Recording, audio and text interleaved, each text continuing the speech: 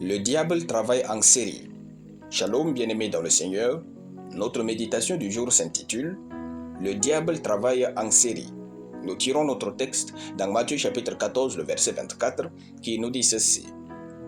La barque, déjà au milieu de la mer, était battue par les flots, car le vent était contraire. Alléluia. Le diable ne pourra pas détruire le projet d'un chrétien, mais pour le faire, le diable va le pousser à le faire à sa place, comme il ne peut pas le faire lui-même. Soyez sages et discernants. Si le diable veut détruire un projet, il va créer un problème qui a la possibilité de freiner le projet et il y trouve une occasion d'anéantir le projet.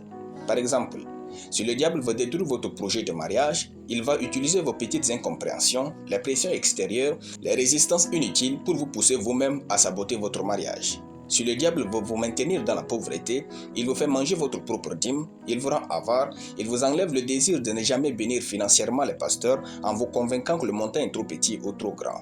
Il vous laisse tourner en rond sans vivre de fortes percées financières. Si le diable veut vous renvoyer du boulot, il vous fait mépriser votre patron, il corrompt votre cœur et vous allez mal agir. Puis le diable utilise votre mauvais cœur devant Dieu pour vous accuser et réclamer votre licenciement. Frères et sœurs, il y a une pléthore d'exemples. Soyons donc sages et discernants. Maintenant, nous réalisons que le diable imite Dieu pour travailler aussi en série. Dans le verset, Jésus a envoyé les disciples vers Génézareth et il va les suivre.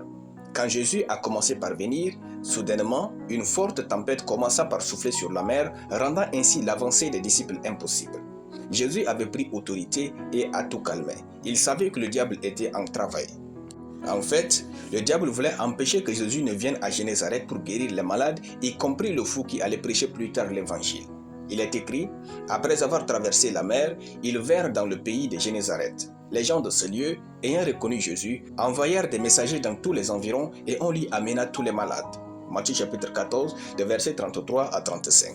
Tous ces malades ne savaient même pas que le diable travaillait pour les garder malades toute leur vie. Votre colère, votre ego, votre ignorance sont les choses que le diable va beaucoup utiliser pour détruire votre vie. Veillez donc sur vous et sur vos projets. Que Dieu nous garde. Alléluia. Nous allons prier. Mon Père qui vis dans les cieux, je te rends grâce pour ta parole. Je déclare que je détruis les œuvres des ténèbres au nom de Jésus. Amen. La lecture biblique en une année, 2 Samuel chapitre 1 à 2 Samuel chapitre 3. Soyez bénis, c'était le pain du ciel.